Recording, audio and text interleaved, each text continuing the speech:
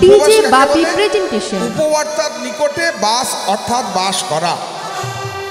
তুমি যে ঠাকুরের নামে না খেয়ে আছো তার ধামে বাস করা। 24 তত্ত্বের দেহ, 10 ইন্দ্রিয়, 6 রিপু, পঞ্চভূত, 10 6 16, আর পঞ্চভূত ক্ষিতি অপ্তের মরুদ্বম, 16 আর 5 21, মন বুদ্ধি অহংকার, 21 আর 3 24 তত্ত্ব দেহ। সেদিন সেই 24 তত্ত্ব যার নামে তুমি না খেয়ে আছো তার চরণে বাস করা। মন প্রাণ জবে দিতে হবে, কিন্তু সেই দিনই আমরা প্ল্যান করি। সেদিন তারকেশ্বরে দেখলাম সব বাবার মাথায় জল ঢালতে এসেছে, বিরাট লম্বা লাইন, মায়েদের মধ্যে ভিড়। হঠাৎ দেখছি লাইনের মধ্যে ঝগড়া বেঁধে গেছে, চুল ধরে টানাটানি। এই আমি আগে ছিলাম, এই আমি আগে ছিলাম। একটা সময় মারপিট থামানো যায় না। আমি গেলাম, কি বাবা, এই যে মায়েরা, দাদা দাদা কি হয়েছে বলুন তো। দেখুন না দাদা, আমি আগে ছিলাম, ইনি কোথার থেকে সে আমার আগে ঢুকে দিয়েছে। ঝগড়া মারপিট করছেন, আপনারা তো উপবাস করেছেন। উপবাস করে যদি ক্রোধের উদয় হয় তাহলে উপবাস তো ভঙ্গ হয়ে গেল। কি বলছেন কি, আমি জল পর্যন্ত খাইনি, মুখ দিয়ে আপনি কিছু খেলেন না, আর মুখ দিয়ে একটু আগে দেখলাম গালিগালাজ করছিলেন, কটু কথা বলছিলেন। তাহলে মুখ দিয়ে কটু কথা বললেই তো উপবাস ভঙ্গ হয়ে যায়। মুখ দিয়ে কিছু খেলেন না আর মুখ দিয়ে গালিগালাজ করলেন, উপবাস ভঙ্গ হলো, ক্রোধের উদয় হলো, তাহলে সেটা উপবাস ভঙ্গ হলো। তা কলির জীব পূজা করতে জানে না, পবিত্র হর্ষই উপাচার। কি দিয়ে পূজা করতে হয়? ধূপ, দীপ, গন্ধ, পুষ্প, নৈবেদ্য, এই 5টি মূল পূজা। তাহলে এই 5টি যদি না থাকে তাহলে কি পূজা হবে না? প্রশ্নটি গিয়ে করেছিলেন স্বামী বিবেকানন্দ পরম পুরুষ শ্রী শ্রী রামকৃষ্ণ ঠাকুরকে। তিনি মায়ের পূজা করছেন, পূজা করতে করতে বিবেকানন্দ এসে দাঁড়ালেন। ঠাকুর কি বলে পূজা করছেন? কোনো মন্ত্র নেই। কি বলছেন? নেমা খামা, নেমা খামা। বিবেকানন্দ বলছেন, এটা কি পূজা হলো? কোনো মন্ত্র নেই, এটা কি পূজা হচ্ছে? ঠাকুর তখন কি বললেন, ওরে মন্ত্রের দ্বারা কি কোনোদিন মায়ের পূজা হয়? ওরে যদি থাকে শুদ্ধ মন্ত্র, কিবা হবে শুদ্ধ মন্ত্রে। যদি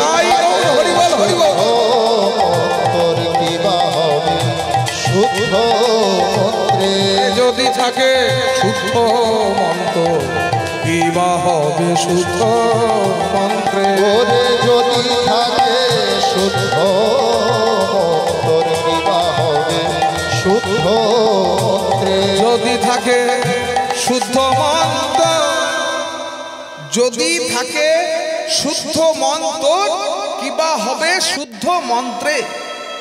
মনটাকে আগে শুদ্ধ করতে হবে। বিজ্ঞানীরা দেখুন, মুখ পরিষ্কার করার জন্য সাবান শ্যাম্পু বের করেছেন, চুল পরিষ্কার করার জন্য সাবান শ্যাম্পু বের করেছেন, মন পরিষ্কার করার জন্য কিছু আবিষ্কার করতে পারেননি। মন পরিষ্কার করার জন্য আবিষ্কার করেছেন কে? মহাপ্রভু। কি বললেন? হরিনামের দ্বারা চৈতরূপ দর্পণ মার্জিত হয়ে যায়। তাই গৌর হরি বল। তাহলে মনকে পরিষ্কার করার জন্য হরিবাসরে হরি কথা, কৃষ্ণ কথা শুনতেই হবে। তা কলির জীব পূজা করতে জানে না, তাহলে উদ্ধার হবে কি করে?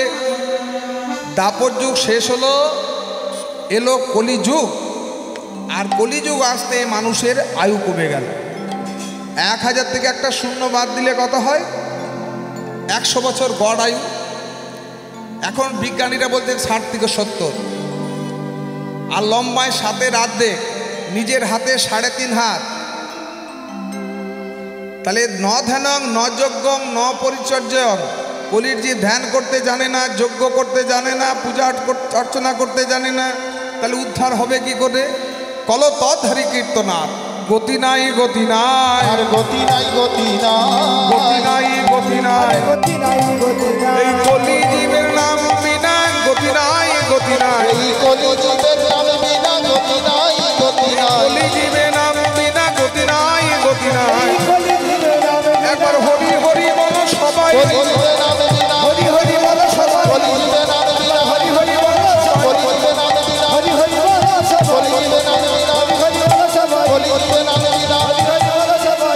গতি নাই গতি নাই। নবদ্বীপ চন্দ্র এই হরিনাম বিতরণ করবার জন্য দাদা নিত্যানন্দ আর হরিদাস ঠাকুরকে দায়িত্ব দিলেন। দেখুন, এবার হরিদাস ঠাকুর যখন নাম বিলি করতে গেলেন, প্রথমেই দেখা হলো ব্রাহ্মণের সঙ্গে।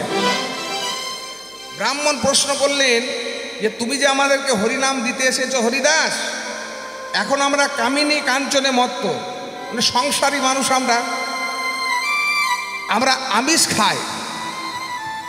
তা আমিষ খেয়ে মানে মাছ মাংস খেয়ে কি হরিবোল বলা যাবে? এখন আমরা কামিনী কাঞ্চনে মত্ত সংসারের মধ্যে রয়েছি, যেদিন মাছ মাংস ছাড়তে পারবো সেদিন আমরা হরিবোল বলবো। হরিদাস ঠাকুর তারপরে আবার গ্রামে অন্যজনের কাছে গেলেন, শূদ্রের কাছে গেলেন, তারাও একই বলছেন যে এখন আমরা মাছ মাংস খাই, সংসার করছি, কামিনী কাঞ্চনে মত্ত, এখন আমরা হরিবোল বলবো না। বৈশ্যর কাছে গেলেন, তারাও সেই বলছেন এখন আমরা হরিবোল বলবো না, এখন আমরা তুলসী কাঠে মালা পরবো না, এখনো মাছ মাংস খাই, আমরা এখন হরিবোল বলতে পারবো না। ব্যর্থ হয়ে হরিদাস ফিরে এলেন, বলছেন প্রভু আমার দ্বারা নাম দেওয়া হবে না। কেন? যাদের কাছে যাচ্ছি, বিশেষ করে সংসারীদের কাছে, তারা কি বলছেন জানেন? যে এখন আমরা আমিষ আহার করি, যেদিন আমিষ ছাড়তে পারবো সেদিন হরিবোল বলবো। কাউকে যদি বলছি তুলসী কাঠে মালা পরো, সে বলছে যেদিন আমিষ ছাড়বো সেদিন তুলসী কাঠে মালা পরবো। মহাপ্রভু বললেন তুমি আজকে আবার যাবে হরিদাস, যারা বলেছে আমরা আমিষ খাই তাদেরকে তুমি হরিনাম দেবে। আর কি বলবে জানো? হর যুবতীর কোল মাগুর মাছের ঝোল, হর যুবতীর কোল আর মাগুর মাছের ঝোল, হর যুবতীর কোল আর মাগুর মাছের ঝোল, হর যুবতীর কোল আর মাগুর মাছের ঝোল। একবার বললে হরি বল, বললে হরি, একবার বললে হরি বল, বললে হরি বল, একবার বললে হরি বল, বললে হরি বল। প্রভু কি বললে? তুমি তাদের কাছে গিয়ে এই কথাটা বলবে, ভট যুবতীর কোল মাগুর মাছের ঝোল, বললে হরি বল। আচ্ছা প্রভু, বিচারটা কি ঠিক হলো? আমাদের বেলায় নিরামিষ খেয়ে হরিবোল বলতে হবে, আর সংসারীদেরকে বলছো মাছ মাংস খেয়ে হরিবোল বলো। দেখো হরিদাস, তুমি হরিবোল বলছো, তুমি পরম বৈষ্ণবে পরিণত হয়েছ, তোমার আর রুচি নেই। কিন্তু যারা এখনো মাছ মাংস খায় তারা হরিবোল বলবে, মাছ মাংস খেতে খেতে একদিন হরিনামের প্রভাবে তারা মাছ মাংস সব ছেড়ে ফেলবে। কিন্তু প্রভু তুমি কি বিধান দিতে পারো? ভট যুবতীর কোল মাগুর মাছের ঝোল, প্রভু কি বোঝাতে চাইলেন? ভট যুবতীর কোল, ভট যুবতীর কোলে বসো, মাকে গুরু করো। আপনারা কোথায় বসে আছেন? ধরিত্রী মা, এ তো যুবতী, যুবতীর কোল, আপনারা ধরিত্রী মায়ের কোলে বসে আছেন, মাগুর মাছের ঝোল। মা গুরু কে? জগৎজননী মাতা, এই ধরিত্রী মাতা, তাকে গুরু করো, তাকে আশ্রয় করে হরিবোল বলো। ভট যুবতীর কোল আরে মাগুর মাছের ঝোল, হর যুবতীর কোল আর মাগুর মাছের ঝোল, বললে হরি বল, বললে হরি বল, বললে হরি বল, বললে হরি বল। ওই ভট যুবতীর কোল মাগুর মাছের ঝোল, ওই হর যুবতীর কোল মাগুর মাছের ঝোল, একবার বললে হরি বল, বললে হরি বল। বললে হরি বল, বললে হরি বল। তাহলে হরিনামের ক্ষমতা এমনই, কেউ যদি জ্ঞানত নেন তিনিও ফল পাবেন, কেউ অজ্ঞানত নিলেও তিনি ফল পাবেন। এই যে হরিবাসর হচ্ছে, যারা ধরুন শুনবো করে এসেছেন তারা তো ফল পাবেনই, আর যারা এসেছেন একটু বন্ধু বান্ধবের সঙ্গে ঘুরবো, কথা বলবো, তারপর বাড়িতে গিয়ে খেয়ে দিয়ে ঘুমিয়ে পড়বো, তারা অজ্ঞানত এসেছেন। নাম শুনবো এই ইচ্ছা নিয়ে নয়, ইচ্ছা নিয়ে না এলেও এই মাটিতে এসে দাঁড়ালে তারাও কিন্তু ফল পাবেন। বাসুদেব ঘোষে কহে মনের হরিষে, মনের হরিষে পুরব লীলা গোনা যান করিলা প্রকাশে, করিয়া প্রকাশে। আরে বাসুদেব ঘোষে কহে মনের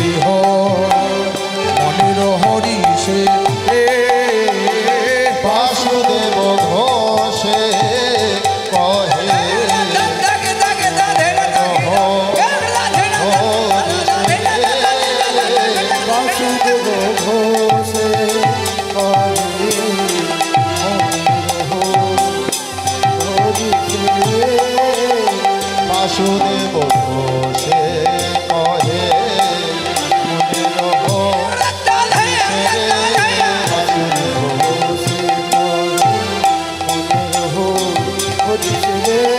বাসুদেব ঘোষে কহে মনের হরিষে রে বাসুদেব ঘোষে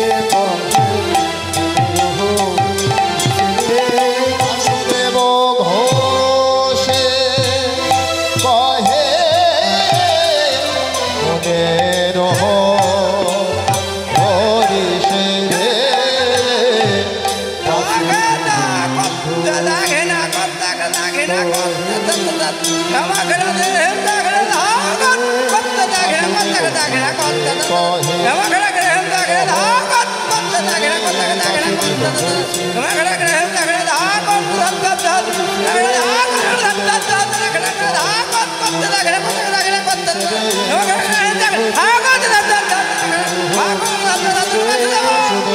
ঘোষে কহে মনের হরিষে রে বাসুদেব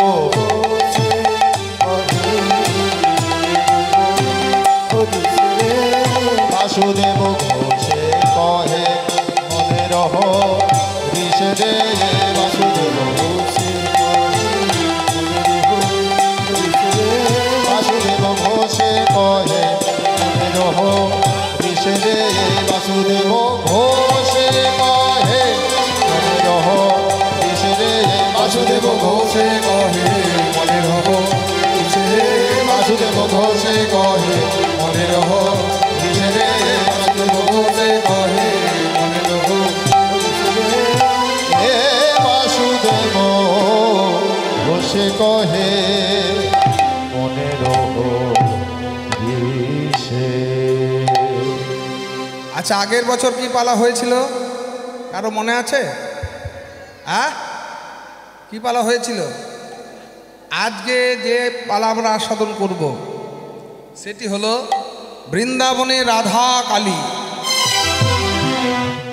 কৃষ্ণ তো কালী হয়েছিলেন, কিন্তু রাধারানী কেন কালী হলেন সেই ঘটনা জানবো। চলুন একটু আনন্দ করে বৃন্দাবনে যাই। মধুর বৃন্দাবন ধাম কি, রাধা রানী কি, রাধা রানী কি, প্রেম সে বলো রাধে না,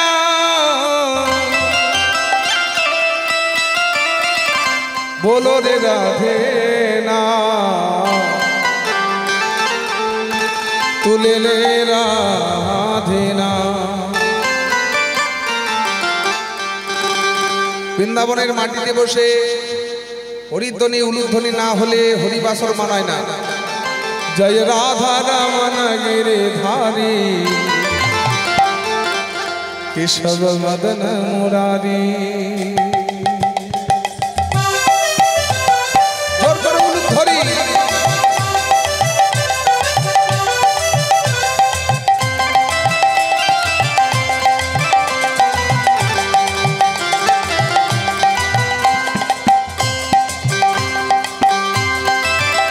जय राधा रमन गिरिधारे ऋषभ मदन मुरारी।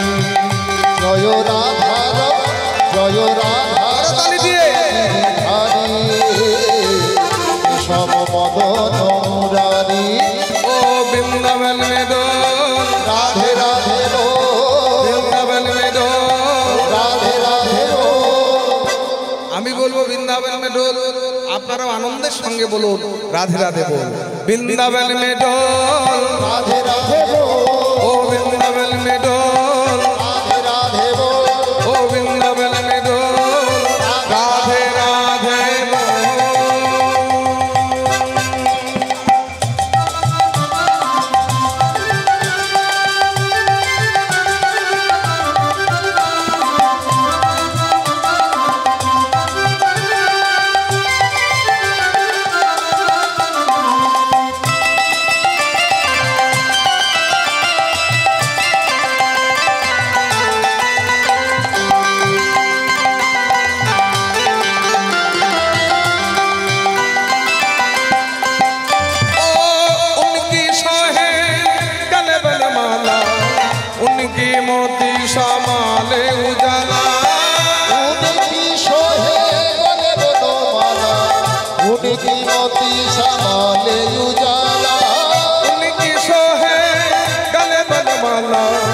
उनकी मोती समाले उजाला उनकी सोहे गले माला उनकी मोती समाले उजाला केशव केशव केशव बदन मुरारी केशव कले बनो धारी वृंदावन में डोलो राधे राधे बोलो ओ वृंदावन में डोलो राधे राधे बोलो ओ वृंदावन में डोलो राधे राधे सदाई वृंदावन में डोलो राधे राधे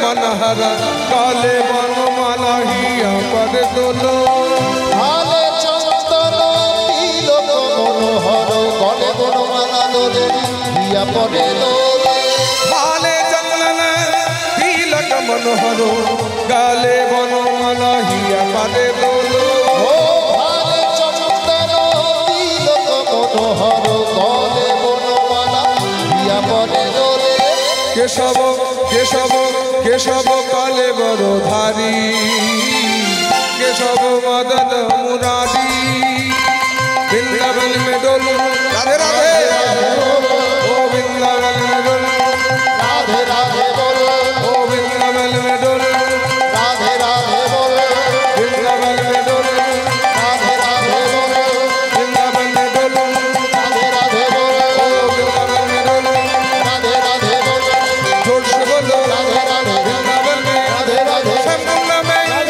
गिरिगोवर्धन में तालवन में कमलवन में राधे राधे निधुवन में राधे राधे बंशीवन में राधे राधे केसरीघाट में जोर से बोलो प्रेम से बोलो राधे राधे बोलो वृंदावन में दो राधे राधे बोलो वृंदावन में दो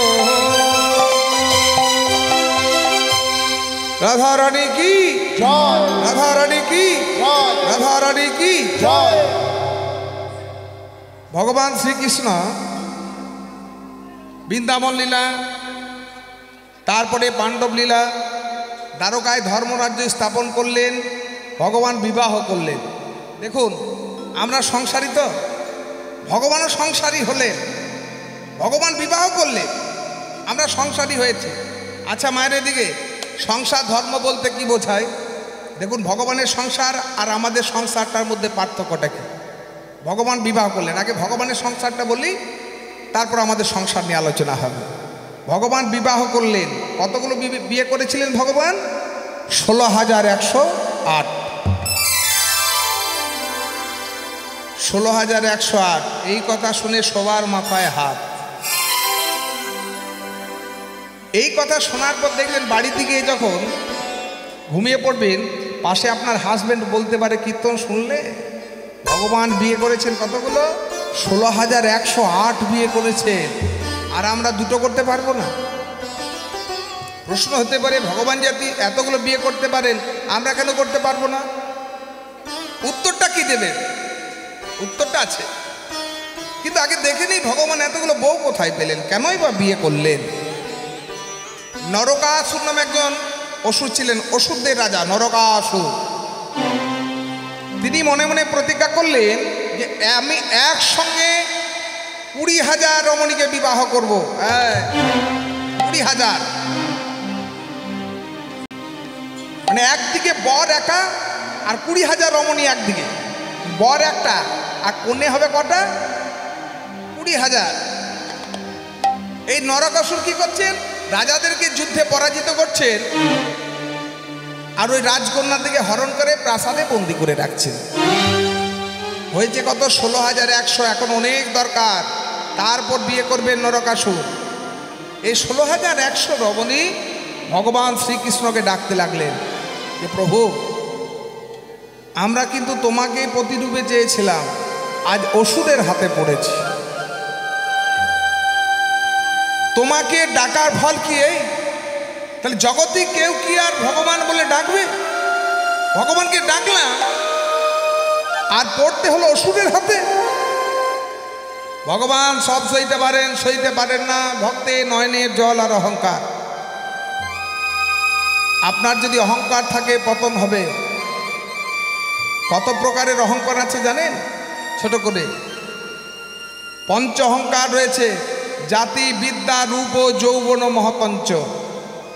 কলির জীবের এই পাঁচের জন্যই কিন্তু পতন হচ্ছে আমাদের। পাঁচটি অহংকার। কি? জাতি, আমি ব্রাহ্মণ, এই যদি আমার অহংকার হয় তাহলে পতন হবে আমার। আমি নিজেকে ব্রাহ্মণ বলছি, আর যদি ব্রাহ্মণত্ব রক্ষা করতে না পারি, আমি ব্রাহ্মণ হয়েছি, সবাই আমাকে প্রণাম করবে আর আমি শুদ্ধে ছায়া মারাবো না, তাহলে তুমি ব্রাহ্মণত্ব রক্ষা করতে পারোনি, তোমার পতন হবে।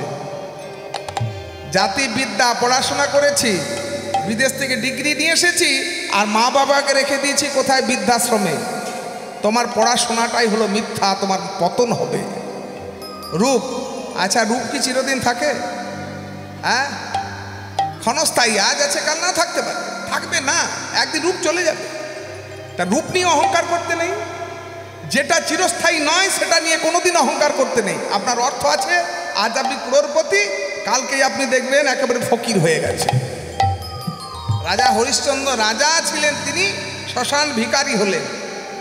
তাহলে যেটা চিরস্থায়ী নয় সেটা নিয়ে কোনোদিন অহংকার করতে নেই। জাতি, বিদ্যা, রূপ ও যৌবন, যৌবন নিয়ে কোনোদিন অহংকার করতে নেই। আর যৌবন আছে, যৌবন চিরদিন থাকে না। জাতি, বিদ্যা, রূপ ও যৌবন ও মহতঞ্চ, পাঁচটি অহংকার। অঝন্যনে কাঁদছে নেই রমণীগণ। ভগবান কি করলেন? ভক্তের অশ্রুর মর্যাদা দেওয়ার জন্য প্রাসাদে বন্দী অবস্থায় যখন রমণীগণ কাঁদছেন, ভগবান সইতে পারলেন না। দ্বারকা থেকে ছুটে এসে ওই নরকাসুরের সঙ্গে যুদ্ধ করলেন, আর নরকাসুরকে বধ করে 16,100 রমণীকে উদ্ধার করে গান্ধর্ব মতে বিবাহ করলেন। কেন বিয়ে করলেন সেটা জানতে হবে। 16,100 রমণীকে যখন উদ্ধার করলেন, বললেন যাও তোমরা ঘরে ফিরে যাও। বলে প্রভু, আমরা এতদিন অসুরের সঙ্গে ছিলাম, আমাদেরকে আর কি আর নেবে? অসুরের সঙ্গে কাটিয়ে এসেছি, কেউ আমাদেরকে বিয়ে করবে না, আর বাপের বাড়িতেও যেতে পারবো না, তাহলে আমাদের মৃত্যু ছাড়া কিছু করার নেই। একটা মেয়ে যদি কারোর সঙ্গে 1 বছর ঘর করে আসে, সাধারণ ছেলেতে বিয়ে করতে চাইবে? বলে কুলোটা তো, হ্যাঁ, কুলোটাকে বিয়ে করে যায় না। ভগবান বলে ঠিক আছে, যার কেউ নেই আমি আছি তার। এই 16,100 রমণীকে ভগবান বিবাহ করলেন। পরে আবার 8 জনকে বিবাহ করেছিলেন: রুক্মিণী, সত্যভামা, জাম্ববতী, কালিন্দী, পদ্মা, ভদ্রা, মিত্রবৃন্দা আর লক্ষণা।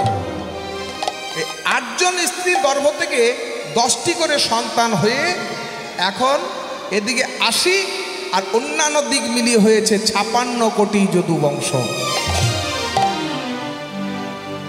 এবার দেবর্ষী নারদ চিন্তা করছেন, ভগবান এতগুলো বিয়ে করলেন, কিভাবে সংসার করছেন দেখে আসি।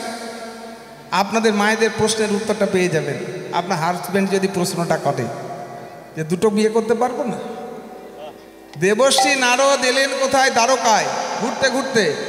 এই দ্বারকায় এসে যেই না প্রাসাদে প্রবেশ করতে গেলেন, দেখছেন অনেকগুলো কক্ষ রয়েছে। মানে কক্ষ মানে রুম। একটা কক্ষে যখন প্রবেশ করলেন, দেখছেন এক কৃষ্ণ তার এক স্ত্রীর সঙ্গে গল্প করছে। আরেকটা কক্ষে গেলেন, দেখছেন এক কৃষ্ণ রুক্মিণী দেবীর সঙ্গে, পরের কক্ষে এক কৃষ্ণ সত্যভামার সঙ্গে, আরেক কক্ষে জাম্ববতীর সঙ্গে, কালিন্দীর সঙ্গে। 16,108টি ঘর ঘুরে ঘুরে দেখলেন, আর 16,108 কৃষ্ণ দর্শন করলেন। প্রাসাদের বাইরে এসে ভগবানকে প্রণাম করে বললেন, প্রভু তুমি যদি 16,108 বিয়ে করতে পারো, তাহলে 16,108 রূপও ধারণ করতে পারো। এবারে আপনার স্বামী যদি প্রশ্ন করে যে আমি দুটো বিয়ে করতে পারবো না, কি উত্তরটা দেবেন? আগে তুমি যদি আপনার হাজব্যান্ডকে মদনের বাবা কি অরূপের বাবা কি অমুকের বাবা বলে ডাকেন, তা শোনো, তুমি আগে দুটো মদনের বাবা হয়ে দেখাও, তারপর তুমি দুটো বিয়ে করার চিন্তা ভাবনা করবে। অনেকে তো নাম নেয় না, নাম ধরে ডাকেন স্বামীর।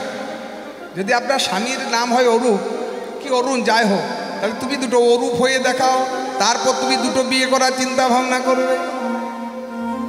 কিন্তু ভগবান এতগুলো বিয়ে করেছেন, যে কিনা গরু চড়াতে বৃন্দাবনে, তার তো আনন্দ হওয়ার কথা।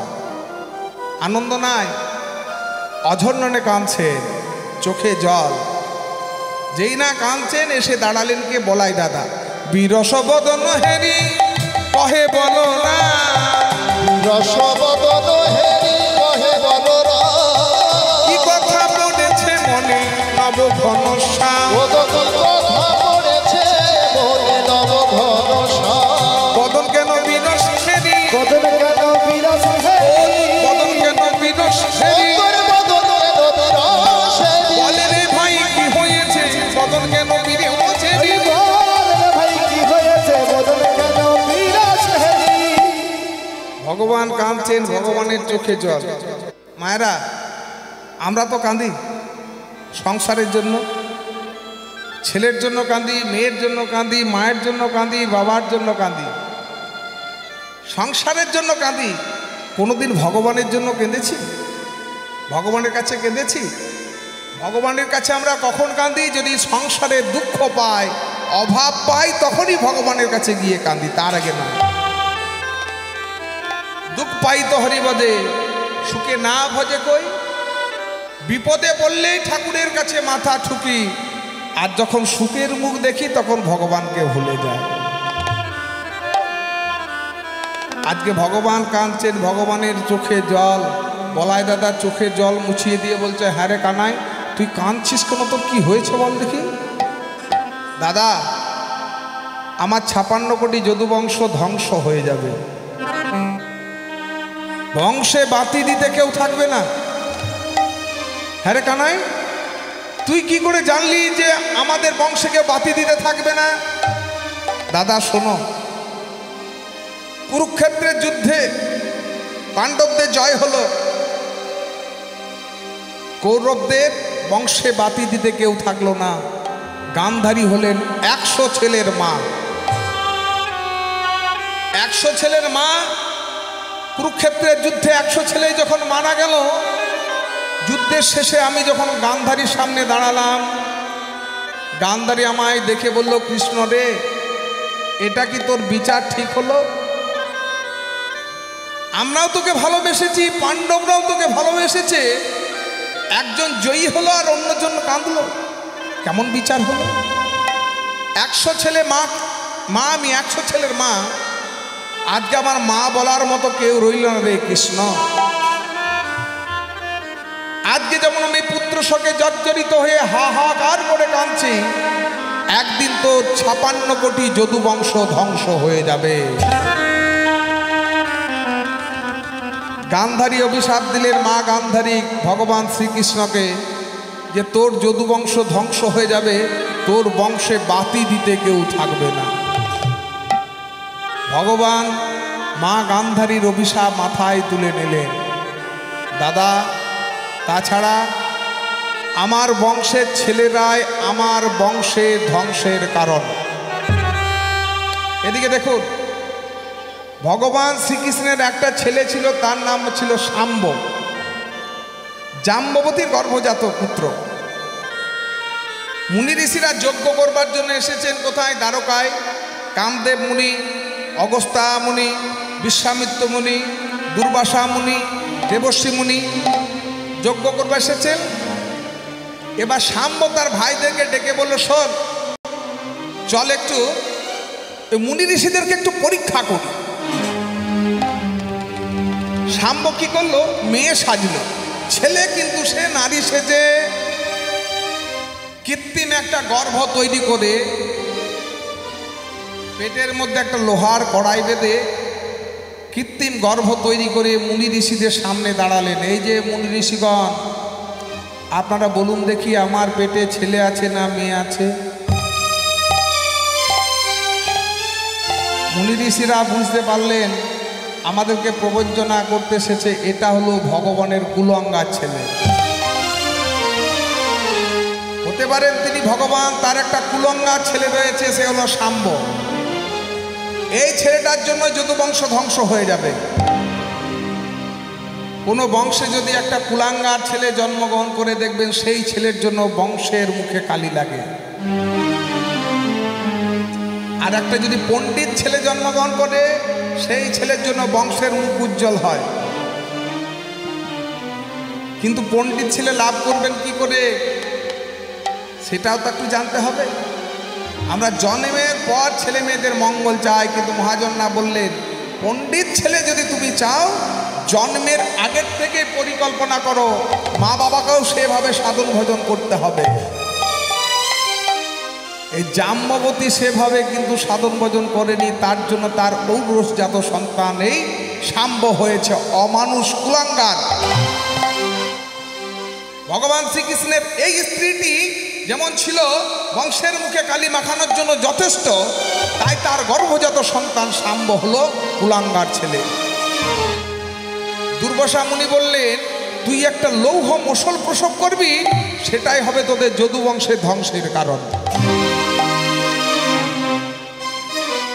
ভগবান শ্রীকৃষ্ণ সামনে ছেলেরা এসে দাঁড়িয়েছেন, এই ঘটনা ঘটে গেছে। ভগবান বুঝতে পারলেন আমার যদু বংশকে আর ধরে রাখা যাবে না। ঠিক 1 বছর পর শাম্বকটি লৌহ মুষল প্রসব করল। ভগবান বললেন, এটা আমাদের যদু বংশের যখন ধ্বংসের কারণ, এটাকে সমুদ্রের তীরে নিয়ে গিয়ে ঘষে ঘষে ক্ষয় করে ফেলো। এই লোহার মশালটাকে সমুদ্রের তীরে নিয়ে গিয়ে ঘষতে ঘষতে ক্ষয় করে, আর সমুদ্রের মধ্যে ফেনা সৃষ্টি হয়, আর সেই ফেনার থেকে সৃষ্টি হয় নলবন। শেষে এতটাই ছোট হয়েছে যা হাত দিয়ে ধরা যায় না। 3 আঙ্গুল দিয়ে ঘষতে শুরু করলো। 3 আঙ্গুল দিয়ে ঘষতে ঘষতে এতটাই ছোট হলো, তীরের মতো, আর ক্ষয় করা যাবে না, একে সমুদ্রের জলে ফেলে দাও। সে ত্রিফলাকৃতি অংশটা সমুদ্রে জলের মধ্যে ফেলা হলো। ভক্ষণ করলো একটি মাছ, ধীবরের জালে ধরা পড়ল। সেই ধীবর যখন মাছটিকে বধ করলেন, তার পেটের থেকে বেরিয়ে এলো ত্রিফলাকৃতি অংশটা, পেলকে জরা নামক এক ব্যাধ। জরা বলছে, এটা তীরের মতো দেখতে, আমার কাজে লাগবে। তাই জরা কি করলেন, সেটাকে তীরের আকার দিয়েছে। দাদা, ওই যে জরার কাছে যে তীরটা রয়েছে, সেই তীরের আঘাতেই আমি লীলা সম্বরণ করব। হরে কৃষ্ণ, কুরুক্ষেত্রের যুদ্ধ এত বড় যুদ্ধ হয়ে গেল, ও প্রান্ত থেকে কত তীর হলো, তোর অঙ্গে বিঁধল না।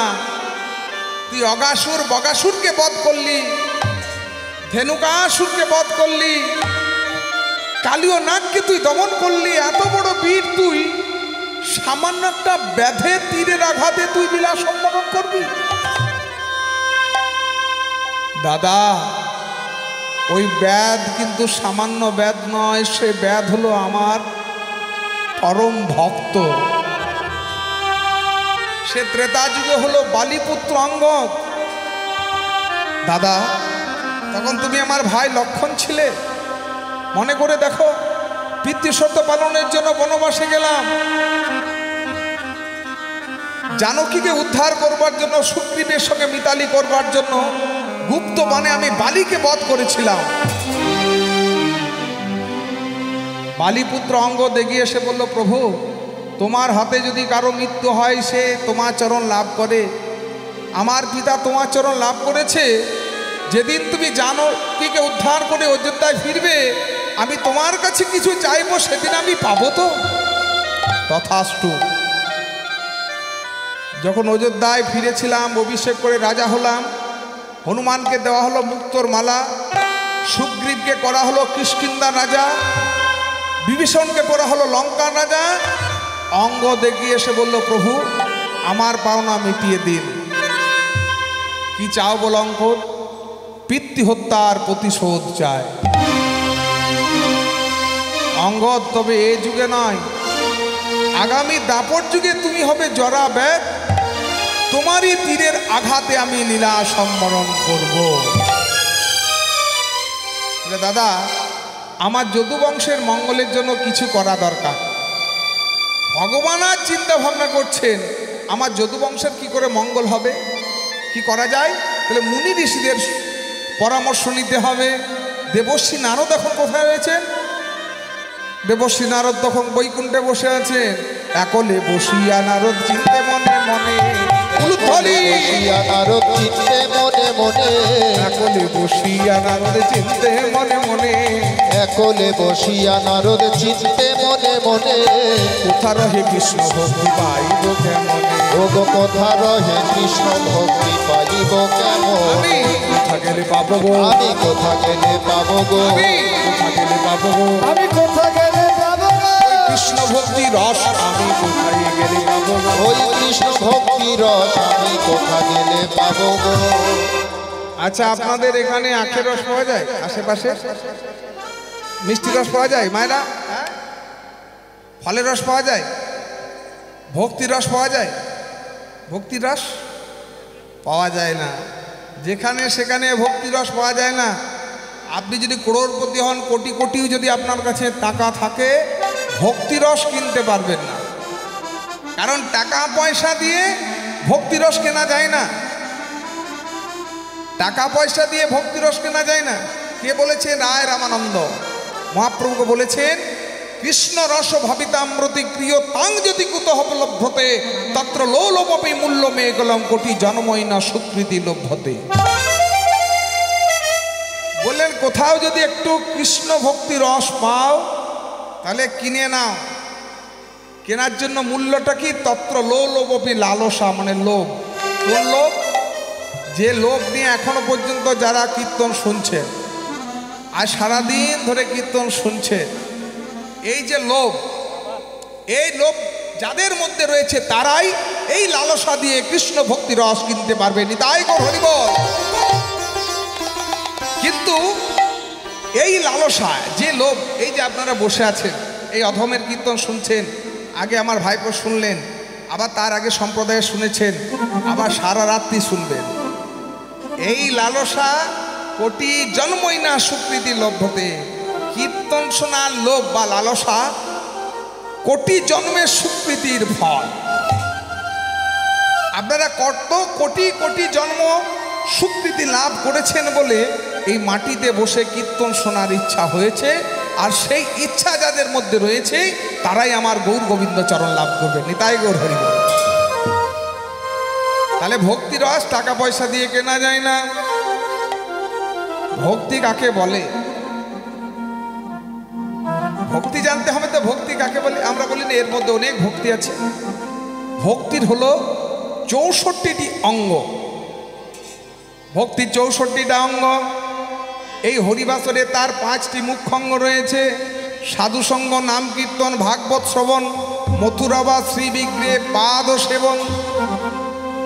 তাহলে কীর্তন শুনতে এলে ভক্তির যে মুখ্য 5টি অঙ্গ এখান থেকে লাভ হয়ে যায়। আপনারা এখন কি সঙ্গ লাভ করছেন? ভক্ত সঙ্গ লাভ করছেন। কত ভক্ত রয়েছে?